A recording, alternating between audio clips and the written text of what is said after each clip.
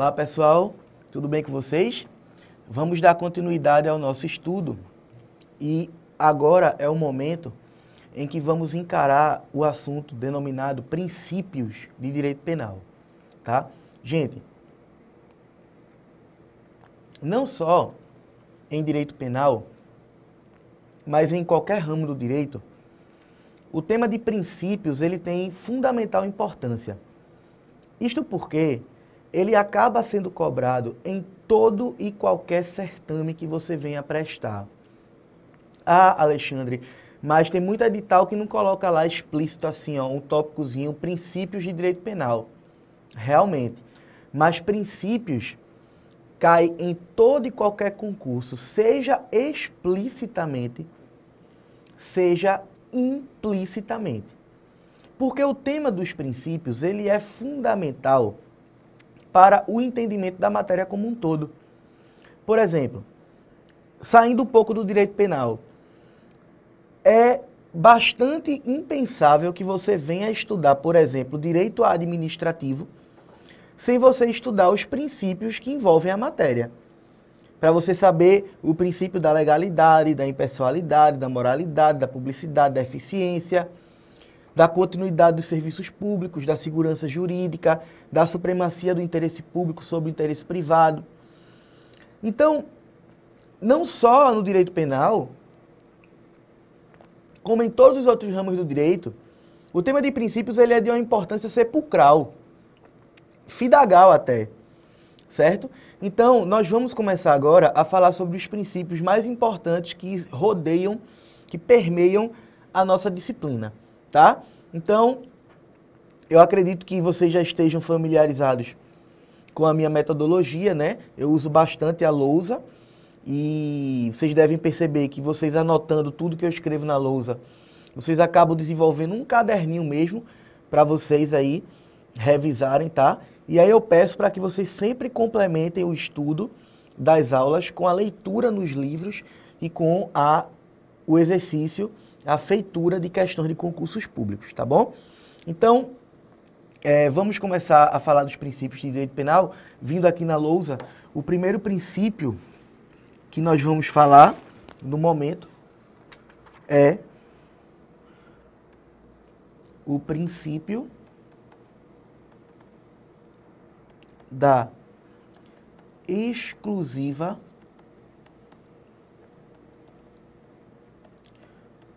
proteção de bens jurídicos, tá? É o princípio da exclusiva proteção de bens jurídicos, certo? Então, ó, o que vem a ser o princípio da exclusiva proteção de bens jurídicos? O direito penal deve se ocupar com as condutas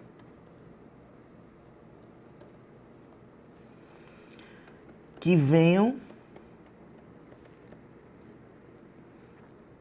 a lesar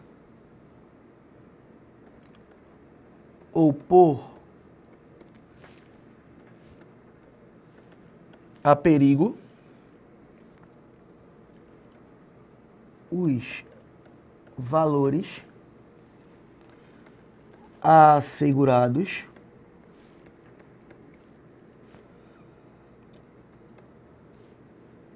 na Constituição por corolário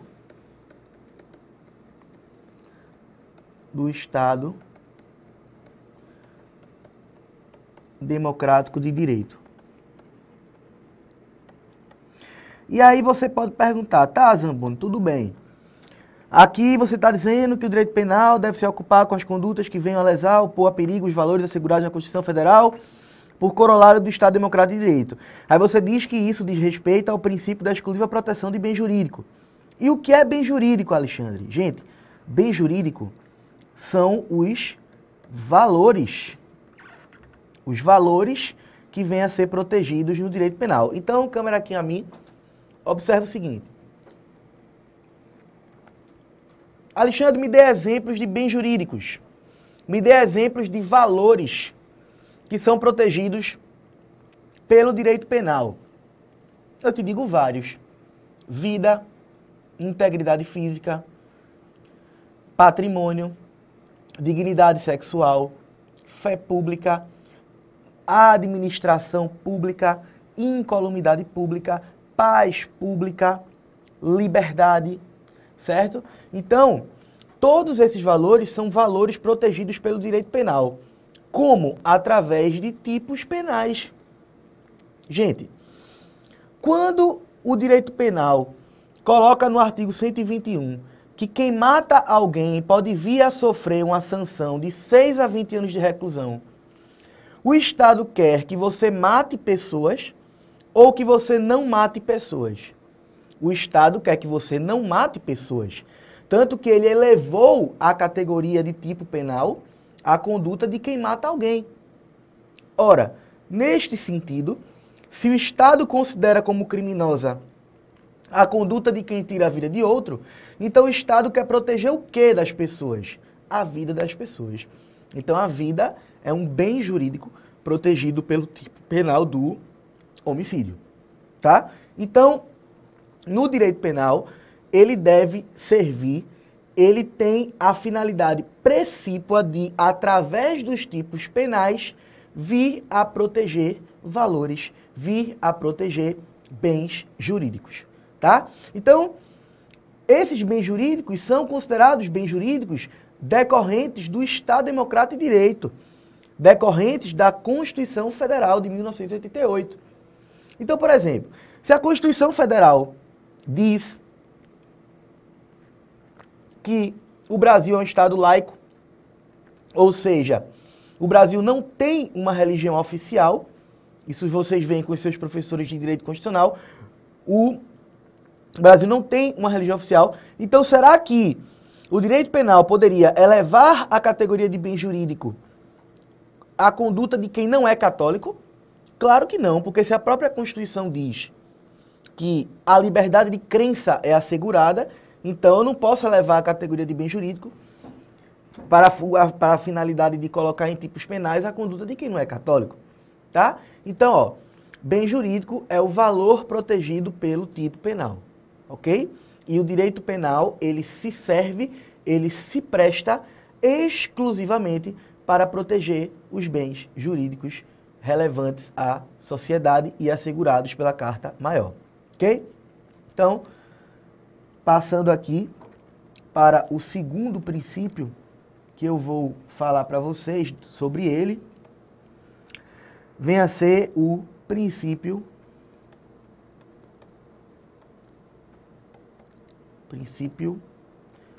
da intervenção mínima, tá? Princípio da intervenção mínima. E o que apregoa o princípio da intervenção mínima? Apregoa o seguinte: diz que o direito penal só deve ser aplicado quando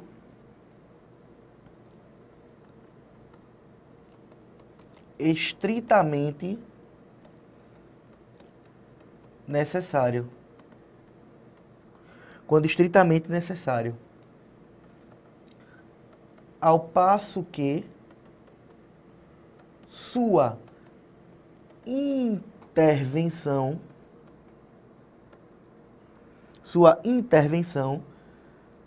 fica condicionada ao fracasso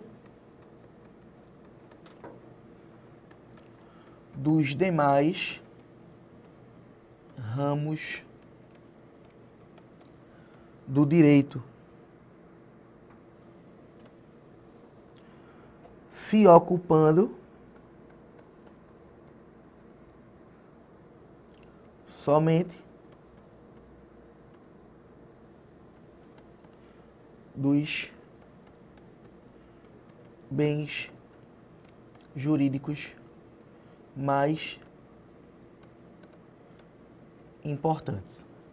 Tá? Então, ó, princípio da intervenção mínima. O direito penal só deve ser aplicado quando estritamente necessário, ao passo que sua intervenção fica condicionada ao fracasso dos demais ramos do direito, se ocupando somente dos bens jurídicos mais importantes. Então, gente, do princípio da intervenção mínima, e aqui muita gente gera uma confusãozinha, vai se decorrer dois subprincípios, tá? O princípio da intervenção mínima, ele vem a ser um gênero, do qual vão decorrer duas espécies. O princípio da fragmentariedade e o princípio da subsidiariedade. E tanto a fragmentariedade quanto a subsidiariedade estão aqui expostas neste conceito. Ó, ao passo que sua intervenção fica condicionada ao fracasso dos demais ramos do direito. Isso aqui, gente, é o conceito de subsidiariedade. Se ocupando somente dos bens jurídicos mais importantes. Se ocupando somente dos bens jurídicos mais importantes. Isso vem a ser, ó, a fragmentariedade. Vem a ser a fragmentariedade.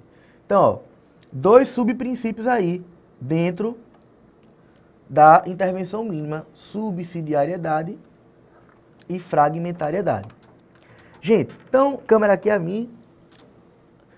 Eu gosto muito de um exemplo. Tomei conhecimento desse exemplo através dele. Não sei se é dele, né? Porque se diz que no direito quase nada se cria, quase tudo se copia, né? Mas o professor Rogério Sanches, ele tem um exemplo muito interessante, que eu vou usá-lo aqui para explicitar o princípio da intervenção mínima para vocês. Gente, quando vocês começam a estudar direito, seja na graduação, seja para concursos públicos, você observa que existem várias cadeiras, né? Várias disciplinas. Direito penal, processual penal, civil, processual civil, tributário, constitucional, administrativo. E aí, o professor Rogério Sanches, ele usa um exemplo em que nós temos uma grande mesa de jantar, tá? Onde estão sentados todos os ramos do direito, menos o direito penal. Tá? Então tá lá na mesa de jantar o direito civil, o direito tributário, o direito administrativo, o microsistema do direito do consumidor, o direito do trabalho, enfim. Eles estão lá conversando, debatendo sobre como a sociedade anda subtraindo coisa alheia móvel.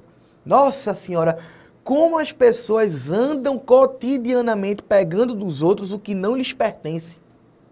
E aí, o direito administrativo pede voz e diz o seguinte: gente, direito administrativo, com minhas sanções de natureza administrativa, com âmbito de aplicação restrito à administração pública ou às pessoas que têm um vínculo com a administração, eu não estou tendo força suficiente para coibir esse comportamento.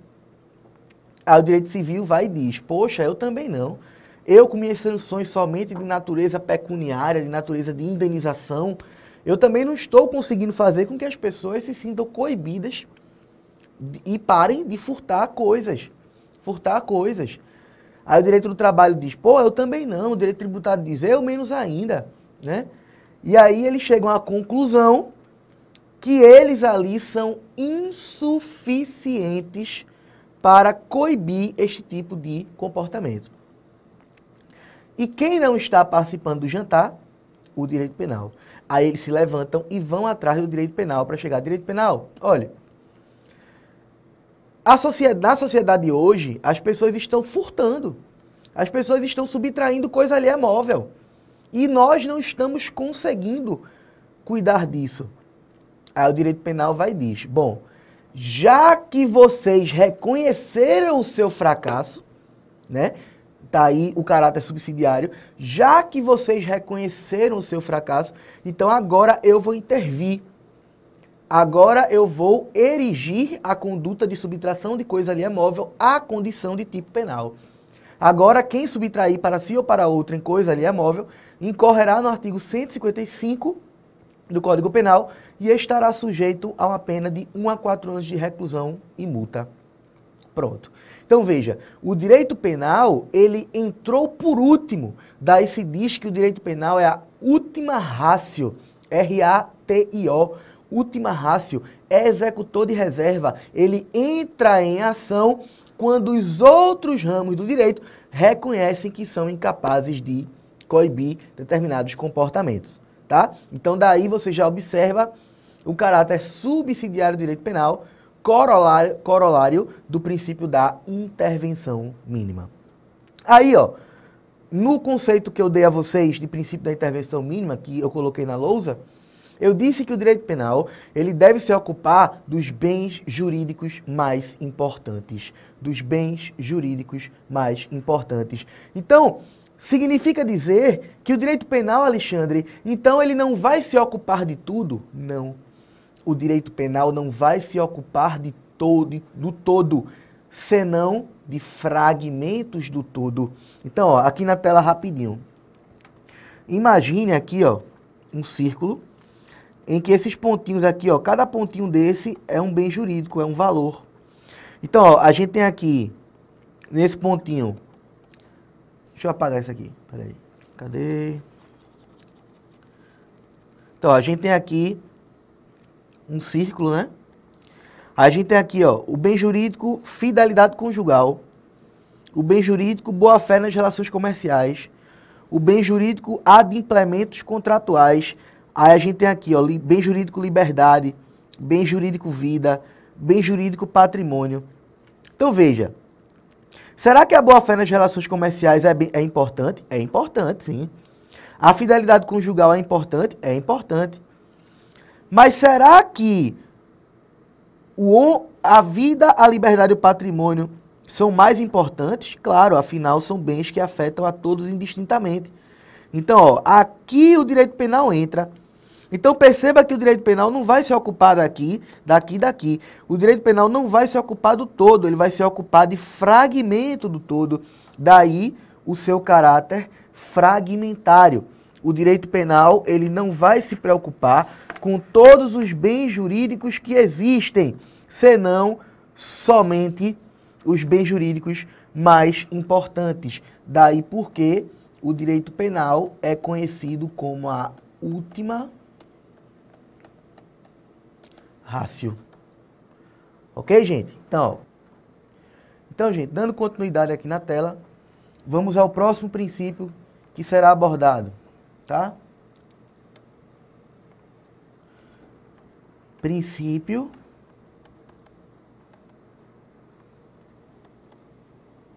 da exteriorização ou materialização do fato. Também conhecido pelo Brocard em latim, nullum crimen sine actio. Nulo crimen sine actio. Então, gente, veja só. Aqui, neste princípio, vocês vão escrever aí o seguinte, ó. De acordo com ele, o Estado só deve incriminar condutas, isto é, fatos, e nunca condições internas do sujeito.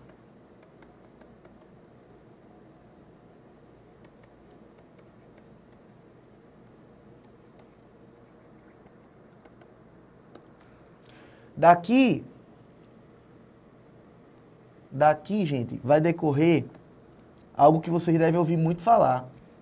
É por isso que o nosso direito penal é conhecido como um direito penal do fato. Nós não trabalhamos com o direito penal do autor, trabalhamos com o direito penal do fato. Então, câmera aqui a mim, observe o seguinte. Gente, não se pode punir alguém pelo que ele é. O Estado não pode castigar alguém pelo que a pessoa é, pelo que a pessoa pensa, senão somente pelo que a pessoa faz. Então, ó, não se pune condições internas, pensamentos internos, ó, desde que esses pensamentos eles não venham a ser exteriorizados, ou seja, não se transformem em fatos e estes fatos venham a agredir um bem jurídico. Então, pode parecer estranho que eu vou soar, mas juridicamente, de acordo com esse princípio, é correto. Você pode ser racista, você pode ser nazista, você pode ser xenófobo, pode ser racista. Entretanto, você não pode exteriorizar atos de racismo. Então, ó, você pode ter pensamentos racistas, mas você não pode dizer: aqui você não entra porque você é negro, nesse elevador você não sobe porque você é branco, aqui você não estuda porque você é judeu. Se você faz isso, você está passando a condição de estar praticando fatos que ofendam bens jurídicos.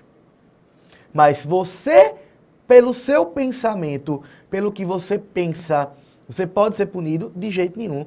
Só pode se você vier a exteriorizar seus pensamentos através de fatos, através de condutas, que venham com estas condutas lesionar bens jurídicos, tá? Então, voltando aqui na tela. Falamos aí do princípio da exteriorização ou materialização do fato, tá? Aí agora a gente vai falar do princípio da alteridade. Princípio da alteridade. E aí, ó, você vai escrever sobre ele o seguinte: o direito penal só deve se ocupar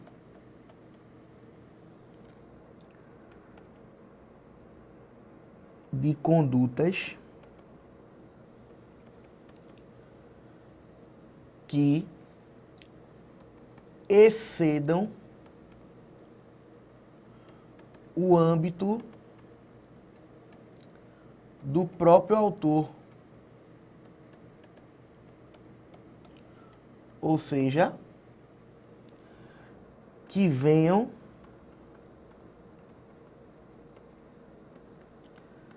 a lesar outras pessoas e não a si próprio. Então, gente, tela aqui a mim. Vejam.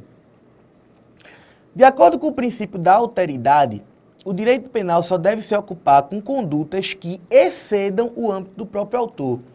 Ou seja, o sujeito não pode ser punido por aquilo que faz a si, senão somente pode ser punido quando ele faz algo a outrem. Então, gente, esse princípio ele é de muita importância, até para a gente vir a entender alguns aspectos. Por exemplo, por que você acha que o suicídio no Brasil não é crime? Eita, Alexandre, não é não, é? Não. E o que é que está lá no artigo 122?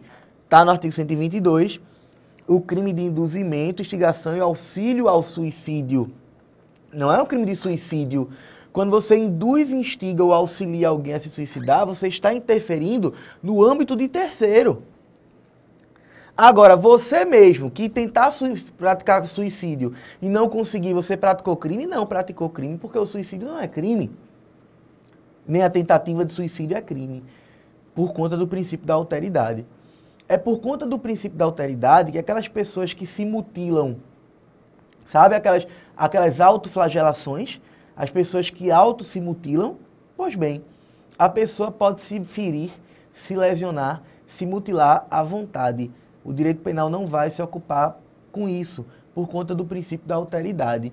Agora, se ela vier a mutilar, lesionar, arranhar alguma outra pessoa, aí o direito penal vai se ocupar disso, certo? É por essa razão que também não é punida, não é penalmente relevante a conduta do consumir droga. Aí você, oxe, agora você está falando besteira. O artigo 28 da Lei de Drogas pune o usuário.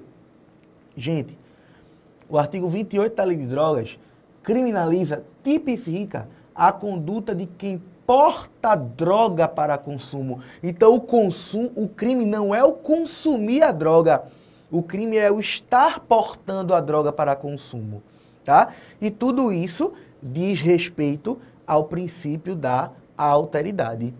Nada que você faz de mal a si, o direito penal vai se ocupar com isso, senão somente irá se preocupar quando você lesiona, quando você ofende bem jurídico de terceira pessoa.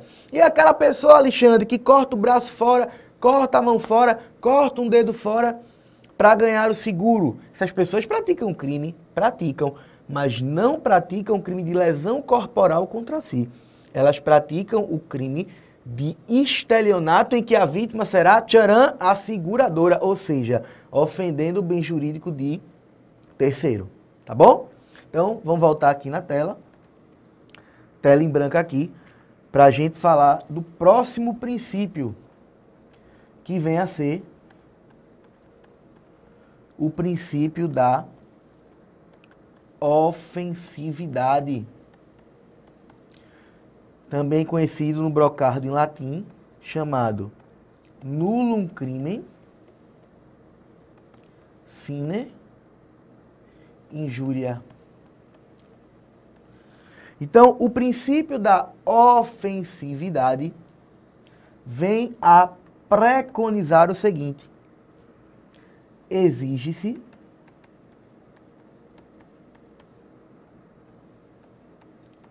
que do ato praticado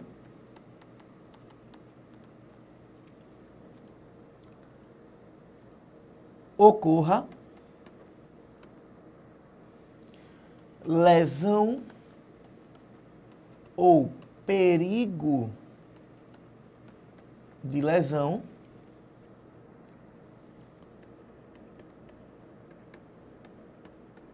ao bem jurídico tutelado.